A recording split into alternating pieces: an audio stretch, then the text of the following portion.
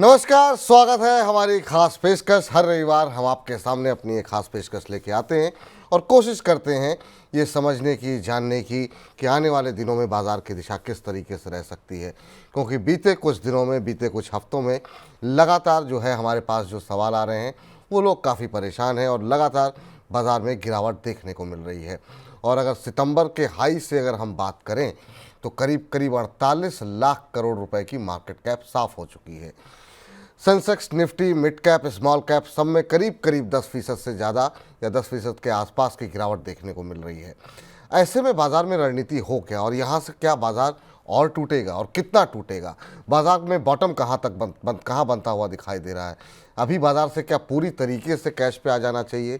क्या सारे नुकसान को बुक कर लेना चाहिए?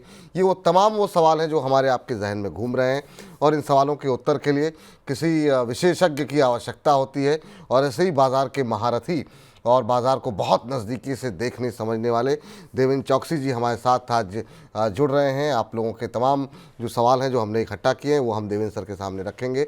देवेंद्र सर, बहुत बहुत स्वागत है आपका आज की इस चर्चा में जुड़ने के लिए। बहुत महत्वपूर्ण दिन है सर, क्योंकि बहुत लोग बहुत परेशान हैं, ख़ास तौर से जो नए निवेशक इस समय बाज़ार में जुड़े हुए हैं। शुक्रिया विपुल, मुझे आपके शो में शामिल करने के लिए। प्रयत्न करता हूं कि एक मार्गदर्शन मिले इन्वेस्टरों को। बिल्कुल सर। और देखिए, एक जी जी जी सर, आप कंप्लीट कीजिए सर। या सो जो एक एक दायरा के अंदर मार्केट चल रहा था कि जहां पे इन्वेस्टर वैल्यूएशन को ना देख के मोमेंटम के पीछे भाग रहा था, तो उसके अंदर काफी 3-6 महीने तक बहुत अच्छी तेजी की चाल भी इन्वेस्टर को मिली और उसने काफी अच्छा पैसा भी कमाया। मगर जब भी मार्केट का वैल्यूएशन पीक पे आता है, तभी तभी वहां पे करेक्शन आना जरूरी बनता है। वो एक हेल्दी मार्केट की साइन भी है। तो मेरे ख्याल से जो सितंबर में मार्केट ने जो पीक बनाया है, वो मैं ऐसा समझता हूँ कि 2024 का जो ये दायरा है उसके अंदर ये पीक हो चुका है मार्केट। जी और ये मार्केट पीक होने के बाद थोड़ा बहुत करेक्शन आएगा, वो भी एक स्वाभाविक है। हम लोग ने अक्टूबर महीने में और नवंबर के फर्स्ट हाफ के अंदर ऑलरेडी काफी हद तक मार्केट में करेक्शन देखा है। मैं ऐसा समझता हूँ कि मार्केट के अंदर वैल्यूएशन जो प्रीमियम थे, उसकी जगह पे आज की तारीख में वैल्यूएशन काफी हद तक अट्रैक्टिव होने शुरू हो चुके हैं। तो डेफिनेटली एक अच्छा प्रोसेस है कि जो इन्वेस्टर पिछले दिनों के अंदर मार्केट के अंदर वैल्यूएशन के साथ में बाय करना चाहते थे, उनको अपॉर्चुनिटी नहीं मिली थी। आज उनको एक अपॉर्चुनिटी मिल रही है, तो जिसकी हम अच्छी तरह से अभी आगे जाके चर्चा कर सकते हैं। बिल्कुल सर। और निश्चित रूप से जो है कई जगहों पर वैल्यूएशन आकर्षक होने लगी है। अब जरा एक एक करके जरा कुछ एक आंकड़े निकाल के लाते हैं, खास तौर से किस तरीके से एफआईज और डीआईएस की तरफ से जो आंकड़े नंबर निकल कर के आए हैं, खासतौर से विदेशी निवेशकों की तरफ से लगातार करीब 33 सत्रों तक जो है एफआईज की तरफ से बिकवाली देखने को मिली है। और करीब करीब पिछले 1.5 महीने 2 महीने के अंदर 1 लाख करोड़ से ज़्यादा की बिकवाली हो चुकी है। अकेले अक्टूबर के महीने में 94,000 करोड़ से ज़्यादा की बिकवाली देखने को मिली है। नवंबर महीना अभी मुश्किल से अभी आधा गुजरा है और अब हम देख रहे हैं कि 24,000 करोड़ से ज़्यादा की बिकवाली यहाँ पर देखने को मिल रही है। क्या विदेशी निवेशकों को ऐसा खराब लग गया सर कि आपको लग रहा है कि इतनी ज़्यादा, इतनी तेज बिकवाली एफआईज की तरफ से है और अभी भी ऐसे कोई संकेत मिलते दिखाई नहीं दे रहे हैं कि एफआईज की बिकवाली जो है वो बंद होगी या दोबारा बाइंग होगी? ये नाराज़गी ऐसी क्या हुई? क्योंकि वैल्यूएशन तो लंबे समय से महंगी चल रही थी, लेकिन इतनी तेज बिकवाली की वजह क्या आप देखते हैं? ये भी एक महत्वपूर्ण क्वेश्चन है, क्योंकि जब भी फॉरेन इन्वेस्टर मार्केट में बेचना चाहते हैं, तो हमारे मार्केट के अंदर इतनी डेप्थ नहीं है कि अपना माल एक साथ में बेच सके। अगर आप 94,000 करोड़ की अक्टूबर महीने की बिकवाली और 24-25 हजार करोड़ की नवंबर महीने की बिकवाली की बात करें, तो करीबन 1,20,000 करोड़ के आसपास का जो सेलिंग हुआ है इन दी ग्लोबल मार्केट एनवायरनमेंट, ये इतना बड़ा अमाउंट नहीं है। मगर क्योंकि इंडिया के मार्केट के अंदर डेप्थ कम होने के कारण वो एक साथ में अपने माल को बेच नहीं पाते, इसलिए उनको एक प्रोलॉन्ग स्टेज के लिए माल बेचना पड़ता है, जो महीना, सवा महीना, 1.5 महीना तक उनका बेचना पड़ता है।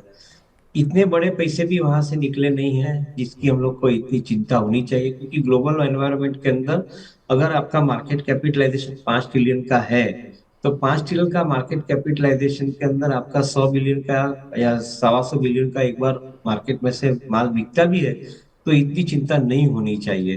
किंतु हमारे मार्केट के अंदर डेप्थ कम होने के कारण ये चिंता ज्यादा दिख रही है। तो ये पहला मुद्दा है। जो दूसरा मुद्दा है कि उनको यहाँ पे मार्केट में क्या अगेंस्ट दिख रहा है। मैं नहीं मानता उनको मार्केट में अगेंस्ट कुछ दिख रहा है। मैं ऐसा समझता हूँ कि दूसरी जगह पे कुछ प्रपोजिशंस ऐसी बनी है। से फॉर एग्जांपल डॉलर स्ट्रांग बनता है तो रुपी वीक हो जाता है। रुपी वीक होता है तो उसके कारण, करेंसी वीकनेस के कारण, अपने पोर्टफोलियो के अंदर आपने जो फंड लाए थे उसके अंदर आपको एक डेप्रिसिएशन देखना पड़ता है। तो वो नहीं देखना पड़े इसलिए उन्होंने माल बेचा था पहले स्टेज के अंदर। दूसरे स्टेज के अंदर अमेरिका के अंदर इंटरेस्ट के दाम घटे हैं, तो ऑब्वियसली यील्ड कर्व वहां पे ऊपर आया है, तो वो यील्ड कर्व का एडवांटेज लेने के लिए भी इक्विटी में से माल बिक के बॉन्ड के अंदर, गवर्नमेंट बॉन्ड के अंदर उन्होंने पैसे शिफ्ट किए यूएस के अंदर। और तीसरा जो ऑब्वियस कारण ये है कि इंडिया के मार्केट प्रीमियम वैल्यूएशन पे चल रहे थे, तो ऑब्वियस है कि आज की तारीख में सबसे बेस्ट एडवांटेज प्रीमियम मार्केट में बेच के आप दूसरे एसेट क्लास के अंदर फंड शिफ्ट कर सको, तो ये सबसे बेस्ट एडवांटेज गिना जाना चाहिए। मैं ऐसा मानता हूँ कि they have traded out for a short term. और मैं ऐसा समझता हूँ कि अगर वो शॉर्ट टर्म में वहां पे पैसा कमा लेते हैं तो वापिस return of money will happen in India. तो ये एक प्रक्रिया चालू रहेगी, उससे कोई ज्यादा चिंता करने की जरूरत नहीं है। मैं ऐसा समझता हूँ कि अगले 1 या 2 क्वार्टर के अंदर मार्केट काफी हद तक संभल जाएगा। और जो एक निफ्टी की रेंज है 23,200 और 24,700, ये रेंज के अंदर निफ्टी वापिस संभल जाएगा, ऐसा मेरा मानना है। एक बार फिर से रेंज अगर आप हमारे दर्शकों को बता दें कि कहाँ पे आपको लगता है कि संभलता हुआ 23,200 और 23,200 के अंदर मेरे ख्याल से एक बार निफ्टी गिरावट कम होनी चाहिए। रुकना का तो एक कंफर्मेशन मिलने के बाद नहीं बोल सकते, बट एक बार गिरावट कम होने की संभावना 23,200 के आसपास आ सकती है, ऐसा हम पकड़ के चलते हैं। और ठीक। 24,700 अपसाइड के अंदर, यानी 1,500 पॉइंट की एक रेंज बनती है जिसके अंदर मार्केट ट्रेड कर सकता है अगले 1 या 2 क्वार्टर के बीच में। ठीक।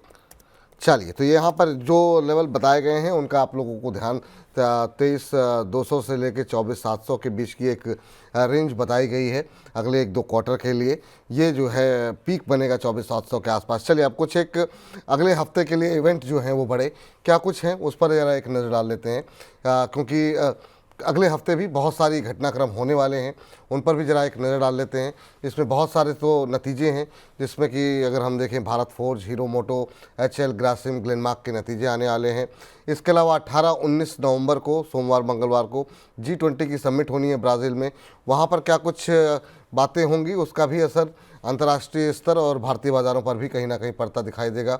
20 नवंबर को महाराष्ट्र और झारखंड में नतीजे चुनाव हैं, वो भी बाज़ार को काफ़ी हद तक प्रभावित करेंगे, क्योंकि शाम से ही एग्ज़िट पोल आने शुरू हो जाएंगे और 23 नवंबर को चुनाव के नतीजे आने वाले हैं। तो ये बड़े इवेंट हैं जो कि बाज़ार को अगले हफ्ते बाज़ार की दिशा को कहीं ना कहीं प्रभावित कर सकते हैं। सर, अगर हम बात करें चुनाव की, महाराष्ट्र और झारखंड के चुनाव कितना असर डाल सकते हैं बाज़ार के अंदर? क्या वहाँ से कोई भी नेगेटिव सेंटिमेंट बाज़ार में और ज़्यादा गिरावट घोल सकता है क्या? हमारे मार्केट इलेक्शन का रिजल्ट को बहुत अच्छी तरह से एक्सेप्ट करते हैं। जी। तो मैं नहीं मानता हूँ कि मार्केट यहाँ से कोई ज्यादा एक्साइट भी हो जाएगा, नहीं मानता हूँ ज्यादा यहाँ से नर्वस भी हो जाएगा। और जहां तक इलेक्शन के रिजल्ट पे आउटकम का सवाल है, मैं ऐसा समझता हूँ कि ये दोनों स्टेट के अंदर अगर बीजेपी लेड गवर्नमेंट जो आती है तो डेफिनेटली आई थिंक एक अच्छा संकेत है, क्योंकि राष्ट्र को चलाने के लिए स्टेट का सपोर्ट बहुत जरूरी है। अगर ये स्टेट सपोर्ट मिल जाता है, और महाराष्ट्र बड़ा स्टेट है, झारखंड के अंदर काफी हद तक बड़ी एक्टिविटीज है, तो ये जो दोनों स्टेट का सपोर्ट मिल जाता है तो सर्टनली जो इन्वेस्टमेंट क्लाइमेट है वो थोड़ी संभल जाएगी, बेटर हो जाएगी, ऐसा मान के चलते हैं। ठीक। तो महाराष्ट्र और झारखंड ये दो राज्य हैं जिनके चुनाव के नतीजों में अगर जो केंद्र में सरकार वाली पार्टी भारतीय जनता पार्टी है, अगर वो जीतती है तो उससे जो है निश्चित रूप से एक पॉजिटिव सेंटिमेंट होगा बाज़ार के लिए। तो वहाँ पर भी जो है नज़रें हमारी रहेंगी। सर, मान लीजिए किसी कारणवश, क्योंकि महाराष्ट्र के अंदर काफ़ी खींचातानी है और जो है हम देख रहे हैं कि बिल्कुल फाइट जो है देखने को मिल रही है। वहाँ पर जो आप कह रहे हैं अगर उसके विपरीत अगर नतीजे आते हैं तो क्या ये एक और नेगेटिव ट्रिगर हो सकता है बाज़ार के लिए, ख़ास तौर से तब जब हम देख रहे हैं कि बाज़ार में थोड़ा सा नेगेटिव सेंटिमेंट है? बिल्कुल। आई थिंक कोई भी चीज का स्पेकुलेशन नहीं करते ये समय जी। के अंदर। आई थिंक आपको 23 तारीख को नतीजे आ जाएंगे, उसके बाद में जो चर्चा करनी हो टाइम पे वो चर्चा करेंगे। आज की तारीख में पॉसिबिलिटी या स्पेकुलेशन का चर्चा करेंगे तो ठीक। शायद इन्वेस्टमेंट का पोर्टफोलियो आपका वीक हो जाएगा। मैं बिल्कुल। ऐसा समझता हूँ कि इलेक्शन आते रहते हैं, इन्वेस्टमेंट आपका संयम के साथ में किया हुआ, सिस्टमेटिकली साथ में किया है, तो आई थिंक आपको डेफिनेटली उसके अंदर एडवांटेज मिलता है। ऐसा इतने सालों का अनुभव है। ठीक सर। चलिए कुछ एक सेक्टर, कुछ एक थीम्स पे बात कर लेते हैं जिसमें कि और एक और बड़ा इवेंट सर आपसे जानना चाहेंगे कि यूएस में 2 बार रेट कट हो गया है। बैंक ऑफ इंग्लैंड ने रेट कट कर लिया, दुनिया भर में, जापान में हो गया, कई जगहों पर जो है रेट कट चल रहे हैं। भारत में क्या उम्मीद करें, दिसंबर में रेट कट होगा क्या? और क्योंकि जिस तरीके की इन्फ्लेशन के नंबर हम देख रहे हैं वो कम से कम ऐसा इंडिकेशन नहीं दे रहे हैं कि रेट कट की तरफ जाना चाहिए। क्या हमें इसके लिए अगले साल का वेट करना पड़ेगा? बहुत महत्वपूर्ण क्वेश्चन अगेन आपने पूछा है। बिल्कुल। मैं ऐसा समझता हूँ कि आरबीआई को रेट कट करने के लिए दुविधा क्या है? उनको इन्फ्लेशन की दुविधा है। अगर इन्फ्लेशन की दुविधा है तो इन्फ्लेशन कहाँ से आता है? तो इन्फ्लेशन फूड प्रोडक्ट्स में से आता है ज्यादातर। फूड प्रोडक्ट्स में से इन्फ्लेशन कैसे आया है? तो डिलेड मानसून, मानसून का जो विड्रॉवल प्रोसेस है वो डिले हुआ है। इसके हिसाब से जो क्रॉप आउटपुट निकलना चाहिए वो 1 या 1.5 महीना डिले चल रहा है। तो उसके कारण जो दाम बढ़े फूड प्रोडक्ट्स के अंदर, particular essential food products like onion and potato, उनके टोमेटो, इनके अंदर जो दाम बढ़ते हैं तो शायद थोड़ा वो नेगेटिव इम्प्लीकेशन आता है उसके लिए। आरबीआई उसके ऊपर ज्यादातर सोच रही है। मेरा ऐसा मानना है, इतने साल का अनुभव भी एक साथ में कहता है कि फूड प्रोडक्ट के दाम जो है वो इवेंचुअली कम होते हैं जब भी क्रॉप निकलता है तभी। तो दिसंबर जनवरी में जब भी क्रॉप आएगा हाथ में तो फूड प्रोडक्ट्स के दाम डेफिनेटली कम हो रहे हैं। अगर ये चीज की प्रक्रिया में मालूम है तो मॉनेटरी पॉलिसी के माध्यम से इंटरेस्ट रेट को कंट्रोल करना बहुत गलत हो जाएगा। और मैं ऐसा समझता हूँ कि ये जो नया जो अवसर है हमारे कंट्री के लिए, उसके अंदर आरबीआई को भी ये नए रूल सीखने जरूरी बनते हैं कि आपको मॉनेटरी पॉलिसी के माध्यम से इन्फ्लेशन कंट्रोल नहीं करना चाहिए। On the country supply side situation कैसे बढ़ाएं जिससे आपका दाम कम रहे और आप इन्फ्लेशन को ऑटोमेटिकली कंट्रोल कर पाए, उसके ऊपर ज्यादा फोकस करना चाहिए। इनफैक्ट इंटरेस्ट रेट कम करते हो जल्दी तो अच्छा है, क्योंकि गवर्नमेंट का जो स्पेंडिंग है उसको एक जाके आगे पुश मिलेगा। आप हायर इंटरेस्ट रेट रखोगे तो कॉस्ट ऑफ फंड ज्यादा रहने के कारण इंफ्रास्ट्रक्चर के प्रोजेक्ट की जो वायबिलिटी है वो कभी कभी डाउटफुल हो जाती है। तो ये सब चीज के ऊपर आरबीआई डेफिनेटली ध्यान देता है। मेरा ऐसा मानना है कि दिसंबर का जो रेट कट का अनाउंसमेंट है उसमें आरबीआई फेवरेबल संकेत दे देगा इंटरेस्ट रेट कट करने के लिए। And if possible I think they will also reduce the rate of interest by 25 basis point. ये मेरा एक्सपेक्टेशन। ये काफ़ी बड़ी बात आप कह रहे हैं क्योंकि ज़्यादातर एक जो है कंसेंसस बनता हुआ दिखाई दे रहा है कि शायद रेट कट ना हो। ऐसे में आपका भी तर्क बिल्कुल सही है सर कि एक समस्या जो कि सप्लाई साइड से बनी हुई है उसको अगर हम मॉनेटरी पॉलिसी के ज़रिए अगर हम सही करने की कोशिश करेंगे तो तरीका शायद सही ना हो। और इस समय 25 बेसिस पॉइंट की कटौती होती है तो बाज़ार के लिए पॉजिटिव होगा। और साथ ही साथ अगर हम देखें तो बहुत सारे सेक्टर जहां पर हम थोड़ी सी डिमांड जो है अर्बन एरियाज़ में थोड़ी सी डिप होती हुई देख रहे हैं, शायद उसको भी एक्टिविटी मिलती हुई दिखाई दे। सर दूसरी तिमाही के रिजल्ट्स ने इतना क्यों नेगेटिव सरप्राइज़ किया? अर्बन एरियाज़ में कंजप्शन की स्टोरी जो है उस तरह से डिमांड आती हुई दिखाई नहीं दे रही है। ये क्या और बड़ा कंसर्न आपको दिखाई दे रहा है या आपको लगता है नेक्स्ट क्वार्टर तक चीज़ें बैलेंस हो जाएंगी? कहाँ पे चूक दिखाई दे रही है आपको? क्योंकि अब ये साफ दिख रहा है कि इकॉनमी के अंदर एक के शेप रिकवरी जो जीडीपी नंबर्स हैं उसमें देखने को मिल रही है, जिसमें कि रूरल साइड में या बाकी जगहों पे उस तरह की डिमांड नहीं है। लेकिन हाँ, जिनके पास पैसे हैं वहाँ पर हम ग्रोथ देख रहे हैं, जिसमें कि महंगी गाड़ियाँ बिक रही हैं, महंगे घर बिक रहे हैं। लेकिन रोज़गार को लेकर के, डिमांड्स को लेकर के कहीं ना कहीं कंसर्न है थोड़े थोड़े। मैं थोड़ा एक विस्तार से इसका जवाब देता हूँ। बिल्कुल सर। एक तरफ आप देखें तो जून महीने के अंदर इलेक्शन कंप्लीट हुआ लोकसभा का, जुलाई में बजट आया, तो जो गवर्नमेंट का जो स्पेंडिंग रहता है वो करीबन ये साल के अंदर, ये फाइनेंशियल ईयर के अंदर फर्स्ट हाफ में हुआ ही नहीं है। Now this spending is going to happen in the second half of the financial year. तो ऑब्वियस है कि जब भी आपका स्पेंडिंग सेकंड हाफ में पुश होता है तो एक डिमांड रिवाइवल जो आप बात कर रहे हो वो भी सेकंड हाफ में पुश हो रहा है। वो एक बहुत क्लियर कट सिंपल लैंग्वेज के अंदर हम लोग रख रहे हैं। दूसरी तरफ जैसे मैंने अभी थोड़े टाइम पहले बताया कि मॉनसून का विड्रॉ होना, डिलेड होना, उसके कारण आपका जो क्रॉप का आउटपुट है वो भी थर्ड क्वार्टर के अंदर आ रहा है। तो जो कंज्यूमर के अंदर फंड्स आ रहे हैं वो थर्ड क्वार्टर के अंदर आएंगे और उसकी इम्पैक्ट आपको थर्ड एंड फोर्थ क्वार्टर में दिखेगी। इनफैक्ट आप अक्टूबर महीने और नवंबर महीने के अंदर आई थिंक थोड़े आंकड़े देखें तो शायद आपको इसका कंफर्मेशन मिल जाएगा। हाईएस्ट जीएसटी कलेक्शन ये लास्ट मंथ में हुआ है, 1,87,000 करोड़ का। Highest SIP in mutual fund of 25,000 crore has happened in the last month, which is I think 4 महीने पहले लगभग 20,000 करोड़ के आसपास था। उसके सामने आपका 25,000 करोड़ हुआ है, तो ऑलमोस्ट आई थिंक 25% इंक्रीज उसके अंदर हुआ है। इंश्योरेंस के प्रीमियम देखो तो शायद वो 18% के आसपास ग्रो कर रहे हैं। पेंशन फंड के अंदर कंट्रीब्यूशन देखो तो that is also growing. Direct tax के अंदर आप कंट्रीब्यूशन देखो गवर्नमेंट के अंदर, दैट इज ऑल्सो ग्रोइंग। तो which means economy is progressing well. ये तो बात पक्की है। शायद नतीजे और आंकड़े के अंदर आपको रिफ्लेक्शन इसलिए कम दिख रहा है जो मैंने समझा वही कारण। दूसरी तरफ आप अर्बन कंज्यूमर की जो डिमांड की बात कर रहे हो उसके अंदर एक बहुत बड़ा बदलाव है। शायद आई थिंक हम लोग ने इतना ध्यान से उसको नहीं देखा है। आज की तारीख के अंदर अर्बन शहरों के अंदर क्विक कॉमर्स का एक इन्फ्लुएंस बढ़ा है। विच मीन्स के आज हम कोई भी चीज मंगवाना चाहते तो 10 मिनट के अंदर ऑर्डर करके मंगवा लेते हैं।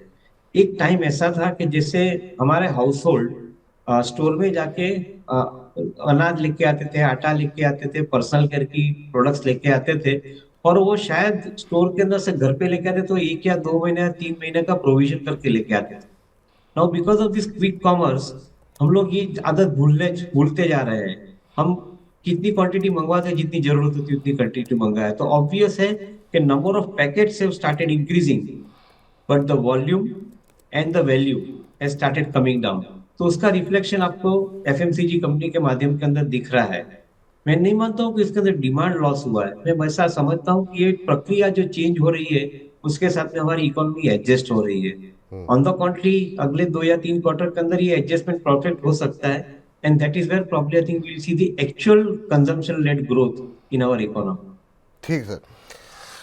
चलिए कुछ एक सेक्टर्स पे बात कर लेते हैं, और उससे पहले वो लोग जो इस समय थोड़ा सा घबराए, पैनिक में हैं, उनको आप क्या संकेत, क्या सलाह देना चाहेंगे? क्योंकि एक तरफ लोग ये कह रहे हैं कि क्या हमें एवरेज आउट करना चाहिए, ख़ासतौर से उन शेयरों में जो कि शेयर काफ़ी चल चुके थे, जिसमें पीएसयू के, डिफेंस, रेलवे जैसे शेयर हैं, या फिर उनको फ्रेश बाइंग करने की कोशिश करनी चाहिए दूसरे सेक्टर्स में जो आगे चल सकते हैं। कुछ लोगों का ये भी कहना है कि हमारे पास अब पैसे बचे नहीं हैं। अभी मैं कल के शो करके जो मैं निकला और रात में जो कमेंट देख रहे थे उसमें बहुत लोगों के कमेंट थे कि सर मुड़ाते ही ओले पड़े। 1 महीने ही पहले मैंने इस बाज़ार में पैसे लगाने शुरू किए थे और मैंने 3 लाख में से 30,000 रुपये का, किसी को 50,000 रुपये का, ऐसे कुछ नुकसान हो रहा है। तो वो लोग जो अभी अभी आए हैं उनके लिए काफ़ी बुरा अनुभव शेयर बाज़ार में अभी देखने को मिल रहा है। उनको क्या सलाह देंगे, किस तरीके का बिहेवियर होना चाहिए मार्केट के अंदर, खास तौर से अगर आप जो लोग नए नए हैं? अगर आप म्यूचुअल फंड के इन्वेस्टर हो तो आपका फंड मैनेजर के ऊपर ये जिम्मेदारी रहती है कि उसने पैसा कैसे इन्वेस्ट किया है। अगर आप खुद इन्वेस्ट करते हो तो ये जिम्मेदारी आपकी हो जाती है, आपने कैसे इन्वेस्ट किया है। मैं हमेशा बोलता हूँ जो चीज हमें नहीं करनी चाहिए उसके ऊपर पहले ध्यान देना चाहिए। If I am good in my profession and if I am not good in investing, मेरे को इन्वेस्टमेंट दूसरे किसी को दे देना चाहिए जो मैनेज करे मेरे लिए। अगर मैं खुद इन्वेस्टमेंट मैनेज करने जाऊंगा तो फिर ये जो आपने नंबर्स बताए वो नंबर्स डेफिनेटली रिफ्लेक्ट होएंगे। बिल्कुल। Having said that part of it, दूसरी चीज के ऊपर ध्यान देते हैं क्या करना चाहिए। जी। आप सबसे पहले तो एक्सपर्ट की एडवाइस लेके आपका जो भी इन्वेस्टमेंट है उसका एक बार आपका इन्वेस्टमेंट पोर्टफोलियो आप रिव्यू कर लीजिए, और उसके बाद नक्की करते हैं कि कितने नए फंड्स एवरेज करने के लिए डालने चाहिए। तीसरी बात मैं ऐसा हमेशा बताता हूँ कि मार्केट जब भी घटता है तभी हिम्मत रख के नया माल लेना चाहिए, क्योंकि वो घटने के बाद जब भी बढ़ता है तभी वो टाइम पे आपको रिटर्न मिलता है। आपने लास्ट 6 महीने में ऐसा देखा है कि आपने जब भी माल लिया तो रिटर्न मिला है आपको। ये ये प्रक्रिया कायम नहीं रह सकती है। ऑन द कॉन्ट्री जो इन्वेस्टर मार्केट जब घटता है तभी मान लेता है तो उसका डाउनसाइड रिस्क प्रोटेक्ट हो जाता है। ये चीज समझनी बहुत जरूरी है। और जो नए इन्वेस्टर आज की तारीख में एंटर हुए जो ये प्रोग्राम सुन रहे हैं उनके लिए शायद ये जानकारी मैं ऐसा मानता हूँ कि आई थिंक बेनिफिट में होनी चाहिए। एटलीस्ट एक बार गलती किए नेक्स्ट टाइम वो शायद ये गलती करते अटक जाएंगे, ऐसा मेरा मानना है। बिल्कुल, ये काफ़ी महत्वपूर्ण बात आपने कही सर, कि अगर आप इस योग्य नहीं हैं या ये आपका स्पेशलाइजेशन एरिया नहीं है कि जो कि शेयर बाज़ार में निवेश करना, तो किसी एक्सपर्ट की एडवाइस लीजिए, उससे आप ज़्यादा बेहतर रहेंगे। ये बात सच है कि अब तक 90% 80% लोग जो है जो कोविड के बाद आए हैं वो अपने आप को बहुत बड़े एक्सपर्ट मान रहे थे, और इवन बहुत सारे जो एक्सपर्ट टीवी पर आते भी हैं उनको भी वो कमेंट बॉक्स में मैं देखता था ट्रोल भी करते थे कि आपने कहा था हट जाओ, दूर हो जाओ, हमने लिया और देखिए आपकी एडवाइस गलत थी और हमको मुनाफा हो गया। तो एक जो गलत फहमी हो गई थी कि हम बाज़ार को ज़्यादा बेहतर समझते हैं, मुझे लगता है कि उसकी वजह से भी ये लॉसेज आपके बढ़ते हुए दिखाई दे रहे हैं। क्योंकि ठीक है, उस समय बाज़ार में लगातार लिक्विडिटी आ रही थी और वो शेयर जो कि नहीं चलने चाहिए थे उनमें भी काफ़ी अच्छी तेज़ी आई, आपको मुनाफा हुआ। लेकिन अब जब वो बुरी तरह टूट रहे हैं तो फिर दिक्कत हो रही है।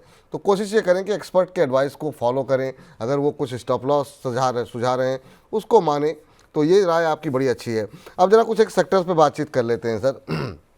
और पिछली बार भी मैंने आपसे पूछा था क्योंकि काफ़ी सेक्टर ऐसे हैं ख़ासतौर से डिफेंस के अंदर जहाँ पर रिटेल पार्टिसिपेशन जो है वो इंस्टीट्यूशन से ज़्यादा होता हुआ दिखाई दिया है। बहुत सारे शेयरों में मझगांव है, बाकी शेयर भी है। तो वहाँ पर जो दर्द रहा, जो पैनिक रहा, वहाँ पे कुछ कंपनियों के रिजल्ट्स भी बहुत अच्छे देखने को मिले, लेकिन उसके बावजूद हमने देखा कि रिकवरी वैसी नहीं रही जैसी कि उम्मीद की जा सकती की कर रहे थे निवेशक। अभी क्या करना चाहिए? अगर पोर्टफोलियो में पड़े हैं तो क्या साल 2 साल के लिए छोड़ दें, एक बार के लिए लॉस बुक कर लें? आप क्या सजेशन कर रहे हैं? क्योंकि हमने एससीआई के नतीजे देखे, वो भी काफ़ी अच्छे रहे।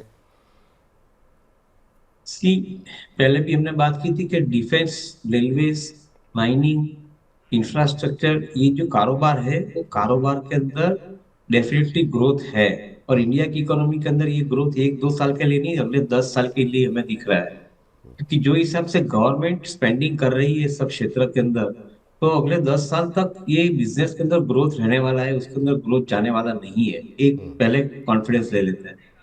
दूसरी तरफ अगर आपने गलत वैल्यूएशन में माल ले लिया है, ऊपर के भाव में माल ले लिया है, तो थोड़ा राह देखना पड़ेगा। क्योंकि क्या है कि अगर डिफेंस कंपनी कोई भी नाम आप देख लीजिए जो 15-20% रेट ऑफ ग्रोथ से आगे बढ़ रही है और उसमें आपने करीबन 70-80-90-100 का प्राइस अर्निंग वैल्यूएशन दे दिया, दैट मीन्स कि you given 4 times 5 times the growth as a premium. तो ऑब्वियस है कि जब तक ये आपका ग्रोथ मैच नहीं होता है प्राइस के साथ में, तब तक आपका स्टॉक का अंडर परफॉर्मेंस रहेगा, वो डेफिनेट है। इंडिविजुअल इन्वेस्टर को ये चीज की समझ नहीं है, बट वो unfortunately is driven by what ever the public information उसको मिलती है, उसके हिसाब से वो इन्वेस्ट कर लेता है। तो ये गलत हुआ है। थोड़े प्रीमियम वैल्यूएशन के साथ में आपने माल ले भी लिया है, कंपनी अच्छी है, उनके नतीजे अच्छे आते हैं, तो थोड़ा अंडर परफॉर्मेंस के साथ में आपको वेट करना पड़ेगा, ऐसा मेरा मानना है। मैं नहीं मानता हूँ कि कोई अच्छी कंपनी को आप वीक टाइम के अंदर बेच के कोई ज्यादा नया कुछ कर सको। तो काफी टाइम ऐसे इन्वेस्टर हमारे पास में आते हैं, बताते हैं कि हमने भाव गिरता था उसको समय में बेच दिया और दूसरे कंपनी के अंदर एंटर हो गए। पर जो दूसरी कंपनी भी एंटर हुए वहां पे आप ट्रेडिंग के लिए एंटर हुए, पर ट्रेडिंग में तो दो में से एक कंपनी में नुकसान होना ही है। तो ये चीज के ऊपर आपको ध्यान देना है, वहां पे आपको संभालना है। और that is where I said कि एक्सपर्ट की एडवाइस लेके आप काम करें तो बेटर रहेगा इक्विटी के अंदर। बिल्कुल, इक्विटी में एक्सपर्ट के एडवाइस के साथ ही काम करना ही ज़्यादा बेहतर रहेगा। सर, न्यू एज कंपनियों के ऊपर क्या कुछ व्यू आपका इस समय निकल के आ रहा है? अभी हमने देखा कि एक आज जो जोमेटो के अंदर काफ़ी अच्छा मोमेंटम देखने को मिला। पेटीएम में काफ़ी सारी नेगेटिव खबरें रही, अब पॉजिटिव होती हुई दिखाई दे रही हैं। नायका के रिजल्ट्स मिले जुले देखने को मिले। ये जो न्यू एज कंपनियां हैं ये अभी कंटिन्यू करेंगी परफॉर्म करते हुए अगले 2-3 साल में, या फिर कंसर्न है अभी इसको लेकर के? आई थिंक ये कंपनियां अच्छा परफॉर्म कर रही है, उनके बिजनेस मॉडल भी अच्छे हैं और ग्रोथ भी सिस्टमेटिकली ला रहे हैं। अपने जो जो नाम दिए वो सब कंपनी के अंदर ये एंडोर्समेंट मिलता है, वैलिडेशन मिलता है। मगर चैलेंज मार्केट के अंदर दूसरी है। चैलेंज ये है कि वो कंपनियां ग्रो कर रही है, रिजल्ट भी ला रही है, पर आप कौन से वैल्यूएशन में वो कंपनी को ले रहे हो। मैं नाम नहीं दूंगा, बट सर्टेन बिल्कुल। Companies are even today quoting at 140 150 times price earning ratio. तो आप 140-50 टाइम प्राइस अर्निंग रेशियो के अंदर ये कंपनी को बाय करते हो, दैट मीन्स कि you are expecting every year 100% profit from current levels, and that too at a valuation which is 2,50,000 crore, 1 बिल्कुल। Lakh crore to 2,50,000 crore kind of valuation. इसके अंदर आप कंपनी में प्रॉफिट कमाओ भी 1,200-1,500 करोड़ का, तो क्या 2.5 लाख करोड़ का वैल्यूएशन जस्टिफाइड है? ये क्वेश्चन जब तक आपको समझ में नहीं आता है और आप मोमेंटम चेस करके इन्वेस्ट करते हो, तो संभवित है कि आपको उसके अंदर कहीं ना कहीं जगह पे धक्का लगेगा। And that is why I am repeatedly saying कि जब तक आप क्वालिफाइड इन्वेस्टमेंट एडवाइजर के पास जाते नहीं हो, तब तक आपको ये सब चीज के ऊपर आगे जाके भी तकलीफ होने वाली है। नए जनरेशन की कंपनियां अच्छी है, मैं वापस दोहराता हूँ, अच्छी है, बट कौन से वैल्यूएशन पे लेना वो बिल्कुल जरूरी है। अगर आप उसमें कॉम्प्रोमाइज करोगे तो आपको अंडर परफॉर्मेंस पोर्टफोलियो में डेफिनेटली मिलेगा, ऐसा आप मान के चलिए। बिल्कुल सर। सर लेकिन पीएसयू खराब हो गए, न्यू एज कंपनियों में बहुत सारी कंपनियों की आपने बताया वैल्यूएशन जो है वो महंगी है, उसमें अच्छी वैल्यूएशन वाली कंपनियों को ढूंढना चाहिए। सर अब बच्चे मतलब विकल्प अभी क्या क्या आपको दिखाई दे रहे हैं करंट लेवल पे, जहां आपको लगता है कि अभी वैल्यूएशन भी करेक्शन में आ चुका है और उस सेक्टर के अंदर ग्रोथ भी आने वाले समय में अभी आपको पॉजिटिव दिखाई दे रही है? इनफैक्ट आई थिंक जो हिसाब से मार्केट के अंदर फ्रंटलाइन स्टॉक में करेक्शन आया है, with good fundamentals, I think ये कंपनी के अंदर करेक्शन प्राइस के अंदर आया है। तो मुझे तो ऑन द कंट्री ऐसा लग रहा है कि कलेक्शन करेक्शन जो आया है वो बाइंग अपॉर्चुनिटी है। बाद में वो ऑटोमोबाइल हो, बाद में वो बैंकिंग क्षेत्र की कंपनी हो, मैन्युफैक्चरिंग क्षेत्र की कंपनी हो, जहां पे भी आपने एक शार्प करेक्शन देखा है, और जो फ्रंटलाइन स्टॉक है, particularly frontline stock is little easy for investors to understand, जो करेक्शन उसके अंदर 20-30-40% का आया है, those companies which are fundamentally good, जिसका प्रॉफिट आगे समय के अंदर भी बढ़ रहा है और आगे समय के अंदर भी बढ़ेगा, वो कंपनी के अंदर आपको थोड़ा ज्यादा एश्योरेंस मिलता है इन्वेस्टमेंट करने का, ऐसा मैं समझता हूँ। और I think that is the right approach, क्योंकि ठीक। जो बड़ी कंपनियां हैं जिसके अंदर ग्रोथ एक सिस्टमेटिकली सस्टेनेबल बेसिस पे आ रहा है, those companies are likely to produce the profit and the return on investment for investors. Auto, manufacturing और कौन से सेक्टर बताए सर आपने? ऑटो है, मैन्युफैक्चरिंग है, banking and financial bank sector है, finance. particularly the lending pertaining to the retail sector, lending pertaining to agri sector. I think some of these companies are definitely looking better than uh, their previous valuations. ठीक sir. Banking, manufacturing, auto, जहाँ पर कि दबाव भी देखने को मिला है, वैल्यूएशन अच्छी दिखाई दे रही है, उनकी जो दिग्गज कंपनियां हैं, जो लार्ज कैप कंपनियां हैं, उनमें निवेश की सलाह यहाँ पर दी जा रही। सर एक सेक्टर जो बहुत चमका और बहुत चर्चा रह रही थी और जहाँ पर भी पावर रिन्यूएबल शब्द आ जाता था, वो काफ़ी अच्छे जो है अच्छे रिटर्न भी दिए और चले भी अच्छे। अभी यूएस के अंदर जो रिजल्ट आए और उसके बाद से जितनी रिन्यूएबल कंपनियां थीं जहाँ पे रिन्यूएबल शब्द लगे हुए थे, उनमें बड़ी पिटाई हुई, उसमें वारी रहा, उसमें सुजलॉन रहा और भी मतलब एक लंबी फहरिस्त है। इनका भविष्य आप क्या देख रहे हैं? क्योंकि उन्होंने, ट्रम्प साहब ने कहा कि रिन्यूएबल एनर्जी को लेकर के जो उनकी टिप्पणी थी उसकी वजह से वो शेयर गिरते हुए दिखाई दिए। इनका भविष्य भारत में आपको क्या दिखाई दे रहा है और क्या यहाँ पर अभी जो जिनका इन्वेस्टमेंट है उनको कंटिन्यू रखना चाहिए? फ्रेश इन्वेस्टमेंट के बारे में क्या सोचना चाहिए? हालांकि वैल्यूएशन वहाँ भी काफ़ी हाई हो गए हैं। कंपनी के बिजनेस के अंदर कोई डाउट नहीं है, गवर्नमेंट जो हिसाब से मनी स्पेंड कर ली है और रिन्यूएबल का जो कारोबार आगे बढ़ रहा है, वो अगले 10 साल के अंदर कोई बड़ी स्केल के ऊपर ही बढ़ने वाला है, उसमें कोई डाउट नहीं है। और मैं ऐसा समझता हूँ कि जो भी नाम आप दे रहे हो वो सब कंपनी के अंदर बाय एंड लार्ज जिसकी मैनेजमेंट की कमेंट्री हमने सुनी है, I think they are talking about growth and growth is certain, वो एक पक्की बात है। जो चैलेंज जो पहले भी हमने बात की और अभी वापस कर रहे हैं, ये इसके अंदर एप्लीकेबल है, वैल्यूएशन। आप कौन से वैल्यूएशन के ऊपर ये कंपनी को बाय करना चाहते हो? अगर आपकी इकोनॉमी जीडीपी ग्रोथ रेट 11.5-12% का नॉमिनल ग्रोथ रेट है और कंपनियां ग्रो कर रही है 20% के आसपास का ग्रोथ का, तो दैट मीन्स के they are almost growing 100% on the economy, which is a fair sustainable growth ये समय के अंदर। अभी वो ग्रोथ के सामने आप उसको प्रीमियम 3 गुना या 4 गुना दे दोगे, तो ऑब्वियसली प्रॉब्लम कंपनी का नहीं है, प्रॉब्लम कंपनी के नफे का नहीं है, प्रॉब्लम आपने गलत वैल्यूएशन के ऊपर माल ले लिया उसका प्रॉब्लम है। और वो आपको संभालना पड़ेगा, क्योंकि बिजनेस अच्छा रहेगा, प्रॉफिट बढ़ के आएंगे, बट आपने जो वैल्यूएशन खर्च किए हैं वो वैल्यूएशन इमीडिएटली रिफ्लेक्ट नहीं होएंगे, क्योंकि वो प्राइस करेक्शन टाइम करेक्शन के साथ में एडजस्ट होना जरूरी बनता है। तो यही चीज है जो इंडिविजुअल इन्वेस्टर को ये चीज शायद नहीं समझ में आ रही है। अगेन मैं बोलता हूँ, आप एक्सपर्ट को कंसल्ट करके आप ये चीज को समझे, तो शायद आपको जल्दी इसके ऊपर एक्ट करने का कॉन्फिडेंस आएगा। ठीक। प्राइमरी मार्केट पे थोड़ी बात कर लेते हैं सर। ये भी एक ऐसा सेक्टर रहा, मतलब एक ऐसा सेक्टर तो नहीं कहेंगे, ऐसा ऐसा क्षेत्र रहा जहाँ पर भी लोगों ने बहुत पैसे कमाए, काफ़ी लोगों ने। और जैसे आईपीओ आता था वो हम देखते थे पहले ही दिन जो है गुना, 2 गुना, 3 गुना, 4 गुना सब्सक्राइब हो जाता था। वो स्थिति बहुत तेज़ी से बदली है, ख़ास तौर से हुंडई के आईपीओ के बाद। और अब हम देखते हैं कि अभी भी जो आईपीओ खुला हुआ है वो जो है सब पूरी तरीके से सब्सक्राइब हो पाएगा या नहीं, उस पर सवाल है। ग्रे मार्केट प्रीमियम पूरी तरीके से गायब हो गए हैं जो 100% के हुआ करते थे। अभी हमने देखा स्विगी का आईपीओ लिस्ट हुआ और वहाँ पर भी हमने देखा कि प्रीमियम उस तरीके से देखने को नहीं मिला। अभी एनटीपीसी का आईपीओ अगले हफ्ते से खुल रहा है। प्राइमरी मार्केट का भविष्य आप क्या देख रहे हैं अभी फ़िलहाल के मौजूदा बाज़ार के परिदृश्य में, और एनटीपीसी ग्रीन को लेकर के क्या कुछ उम्मीदें हैं, और क्या प्राइमरी मार्केट में रौनक हाल फिलहाल में लौटती दिखाई देगी आपको? देखिए, इसके अंदर एक थोड़ा चर्चा का विषय रहेगा।